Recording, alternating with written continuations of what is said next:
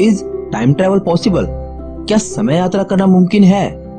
अपने अतीत में जाकर अपने भूतकाल को बदल देना या फिर अपने भविष्य को पहले ही जानकर अपने वर्तमान को बदलना, जिससे कि आपका भविष्य ही बदल जाए, क्या ऐसा मुमकिन हो सकता है? और अगर हाँ, तो वो कारण क्या होंगे जिससे समय यात्रा करना संभव होगा?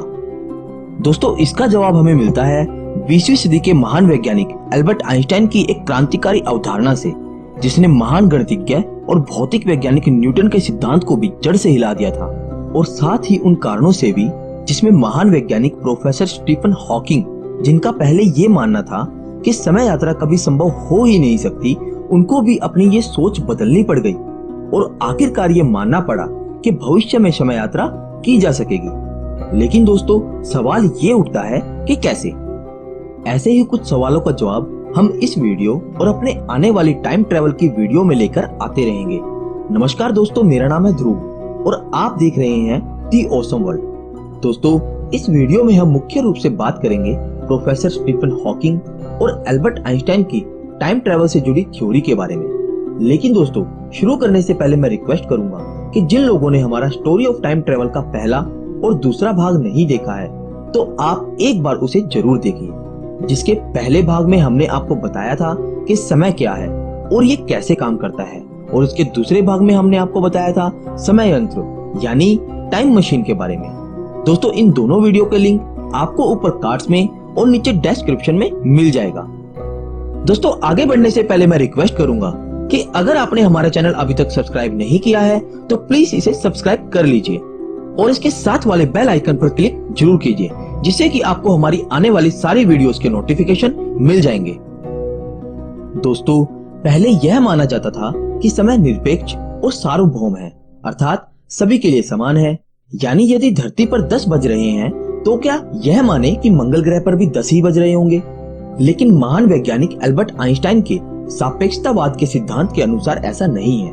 उनका कहना है कि समय की धारणा अलग अलग है, और ऐसा क्यों, ये भी उन्होंने सरल शब्दों में समझाया है। दोस्तों, एल्बर्ट आइंस्टाइन ने कहा कि दो घटनाओं के बीच का मापा गया समय इस बात पर निर्भर करता है कि उन्हें देखने वाला किस गति से जा रहा है।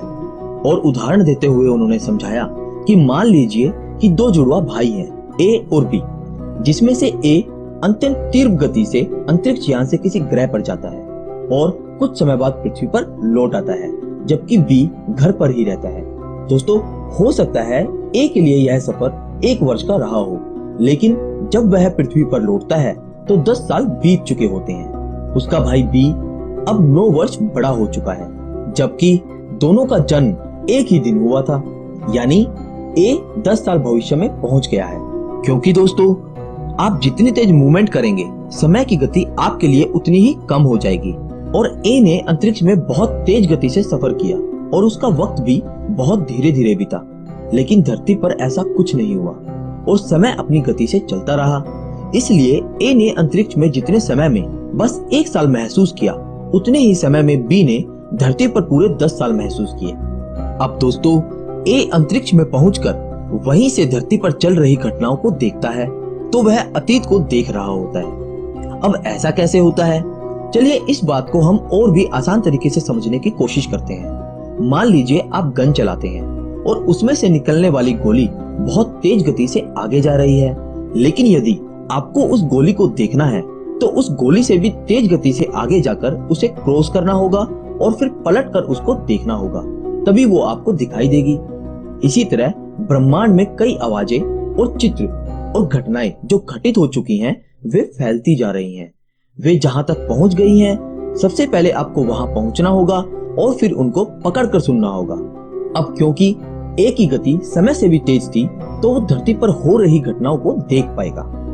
तो दोस्तों, एल्बर्ट आइंस्टाइन की थ्योरी के अनुसार यही एक तरीका हो सकता है जिससे हम समय को भी पलटकर देख पाएंगे और अपने बीते हुए कल में झांक पाएंगे।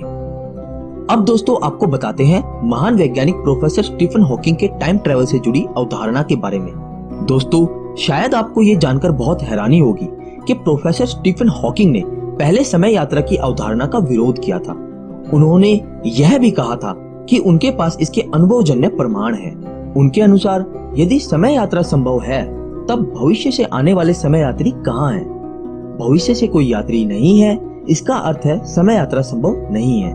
और उसके लिए उन्होंने कुछ प्रयोग भी किए, जिसमें उन्होंने 28 जून 2009 में एक वेलकम रिसेप्शन पार्टी भी रखी भविष्य से भूतकाल में आने वाले समय यात्रियों के लिए। और उसमें एक ट्विस्ट ये था कि जब तक वो पार्टी खत्म नहीं हो जाएगी, वो इसके बारे में किसी को भी नहीं बताएंगे। इसके लिए उन्होंने इनविटेशन कार्ड भी बनवाए, जिसमें पार्टी का सटीक समय और स्थान दिया, और ये माना कि इनमें से एक इनविटेशन कार्ड या फॉर्म हजारों साल तक बच जाएगा और एक दिन भविष्य में रहने वाले इंसान को ये जानकारी मिल जाएगी। और उन्होंने ये विश्वास किया कि किसी टाइम मशीन या वार्म होल से कोई समय यात्री पार्टी में आएगा और ये साबित हो जाएगा कि एक दिन टाइम ट्रेवल पॉसिबल हो जाएगा। पार्टी में आने का समय जैसे जैसे करीब आता गया, उन्होंने ये माना कि अब बस कुछ ही पल में समय यात्री उनके पार्टी में आने वाले हैं। लेकिन समय खत्म हुआ और वो इस निष्कर्ष पे पहुंचे कि समय में यात्रा भविष्य में कभी संभव नहीं होगी। लेकिन दोस्तों, पिछले कुछ वर्षों में सैद्धांतिक भौतिकी में काफी कुछ नई खोज हुई है, जिससे प्रभावित होकर स्टीफन हॉकिंग ने अपना मत बदल दिया है।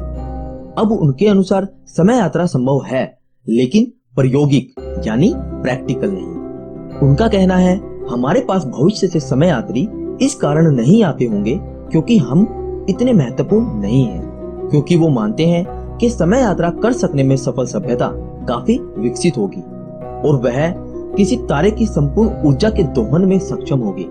और जो सभ्यता किसी तारे की ऊर्जा पर नियंत्रण कर सकती है, उनके लिए हम एक आदिम सभ्यता से बढ़कर कुछ नहीं है।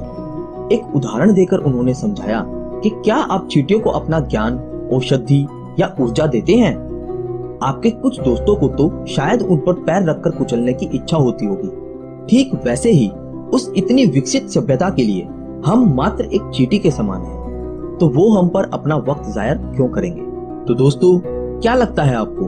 क्या वाकई समय यात्रा संभव है?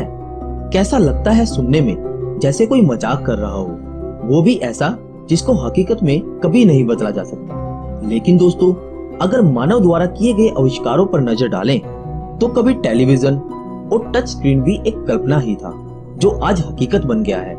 और आज से 500 साल पहले अगर कोई किसी से कहता कि आने वाले समय में इंसान हवा में उड़ेगा, तो शायद सब उसे पागल ही समझते। लेकिन आज आप और हम सब जानते हैं कि इंसान चांद तक पहुंच गया है। तो क्या कभी ऐसा क्यों नहीं हो सकता कि मनुष्य समय में यात्रा कर सके, या वो अपने अतीत में जाकर उसे सुधारने की कोशिश कर सके? जो आज असंभव सा लग रहा है, हो सकता है कि शायद भविष्य में सच हो जाए। तो दोस्तों, इस बारे में आपका क्या कहना है? हमें कमेंट में जरूर बताएं। और ये था हमारा स्टोरी ऑफ टाइम ट्रेवल का तीसरा भाग। इससे आगे की जानकारी के लिए हमारे स्टोरी ऑफ टाइम ट्रेवल के चौथे भाग पर विजिट कीजिए। वीडियो का लिंक आपको नीचे डिस्क्रिप्शन में और ऊपर एंड स्क्रीन पे मिल जाएगा, जिसमें हम आपको बताएंगे टाइम ट्रेवल और उससे जुड़ी सच्ची घटनाओं के बारे में। दोस्तों, अगर आपको ये वीडियो अच्छी लगी तो इसे लाइक और शेयर करना ना भूलें। Thanks for watching.